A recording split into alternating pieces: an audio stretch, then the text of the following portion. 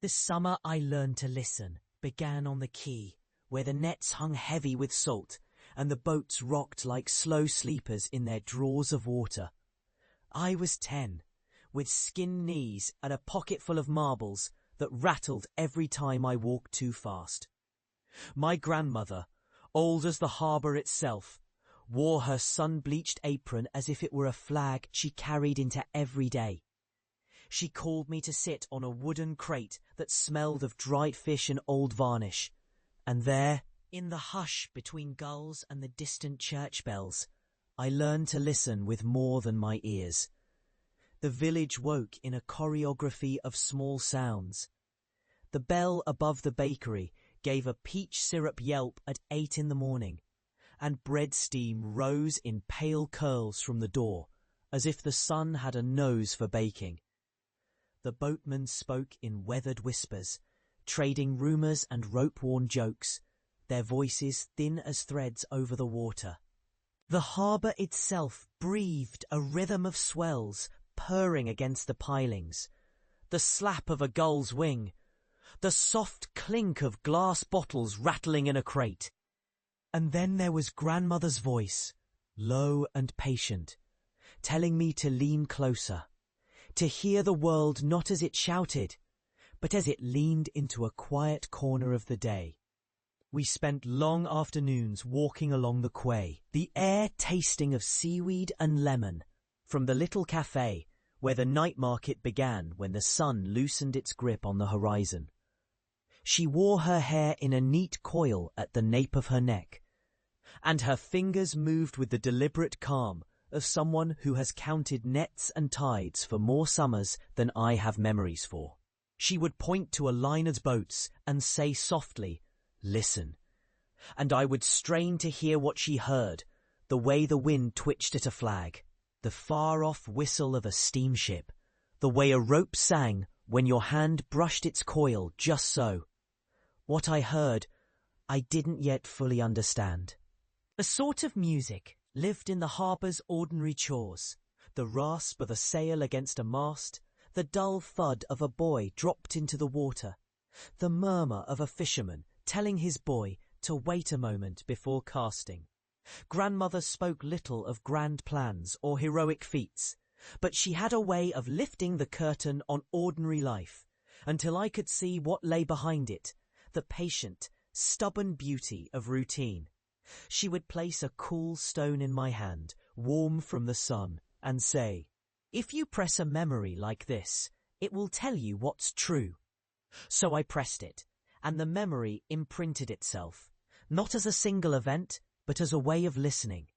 One afternoon, after a rain that washed the dust from the lane and turned everything to a bright, rinsed green, we stood near the old fish market, where crates of crab pots rattled like curious teeth. Grandmother's eyes, always measuring, scanned the crowd and settled on a boy no older than I, leaning against a post with his knees drawn up to his chest, his coat too big for him, his pockets too empty for his age.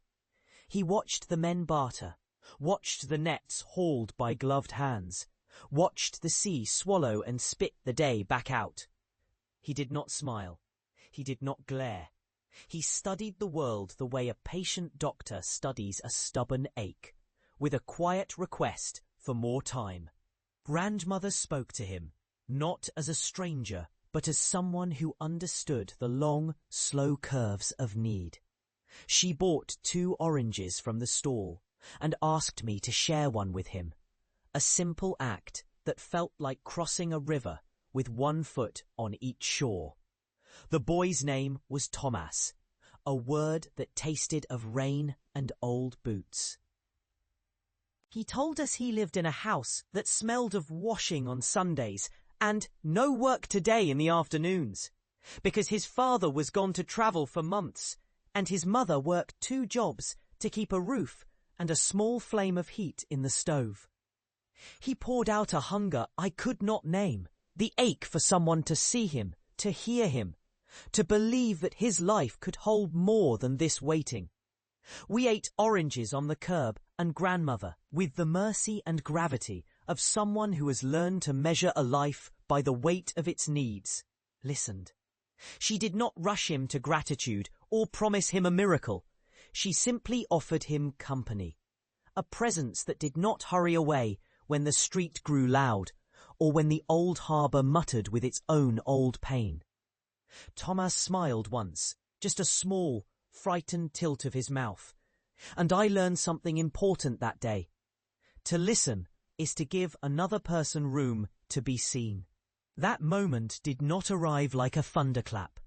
It arrived as a slow, patient widening of the gates inside me.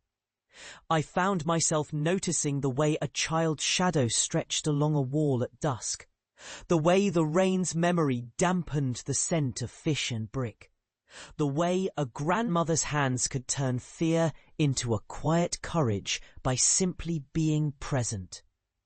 The harbour, which had always been there, began to feel necessary in my life, as if its tides kept time for my pulses. The way the kitchen clock did when the house was full of laughter and the kettle sang its soft electric song. When the summer ended, I did not yet know I would carry this listening into every future season.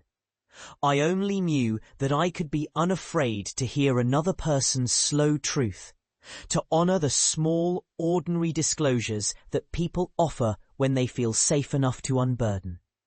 Grandmother's ritual of sitting with me by the water, letting the world speak in its ordinary accents, had shown me that life's truest currents run through quiet acts of attention. It taught me to leave room on the page, in a room, within a memory, so that someone else could bring their own quiet into the light. Years folded into each other the way a shoreline folds into the sea, and I learned to listen without always knowing what I would hear. I became a teacher of sorts, or perhaps a listener who learned to hold a room with the same tenderness the harbour held the day's incoming and outgoing boats. I listened to my students' questions as if they were seashells, each one carrying a word from someone else's life. I listened to the old letters my friends mailed me, the way their handwriting trembled at the edges, as if fear and faith shared the same ink. I listened to the neighbour's dog, to the kettle in the neighbour's kitchen, to the creak of the house when the wind turned a corner and forgot to be gentle. In every sound I found a fragment of grandmother's lesson, that to hear another is to honour the life shaping itself in them, a life that might be ordinary but is no less sacred for its quiet life. I'm an old person now, and the world has grown larger in memory than in circumference. Yet I still carry that orange-tinged afternoon, that boy's soft fear, that grandmother's patient presence, like a stone in my pocket warmed by time. When I speak to my own grandchildren, I tell them how to listen the way the harbour teaches, not to fix, not to dry up the living hour with questions, but to sit with it until its edges grow familiar. We listen in the kitchen while the tea breathes, in the garden where the rain still smells of earth after a shower, on the porch where the streetlights begin to blink like patient stars. Sometimes I think that all of life is a kind of listening test. We listen to a laugh that sounds like unless. We listen to a memory that sounds like a held breath. We listen to a goodbye that sounds like a door softening in the night. And in listening, we discover a larger truth, that we are not merely hollow vessels filled with smoke and days, but living rooms where others may enter, where their shadows may mingle with ours, where the quiet can be a shelter for another soul's storm.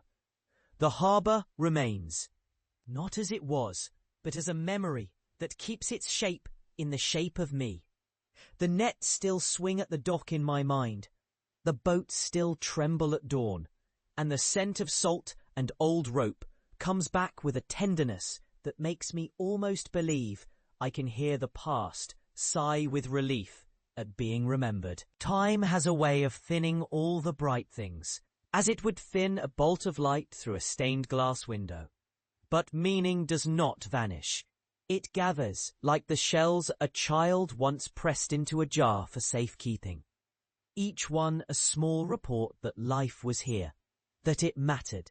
So I tell what I learned under the sun and the shade of a grandmother's presence, that listening is a way of loving the world into being.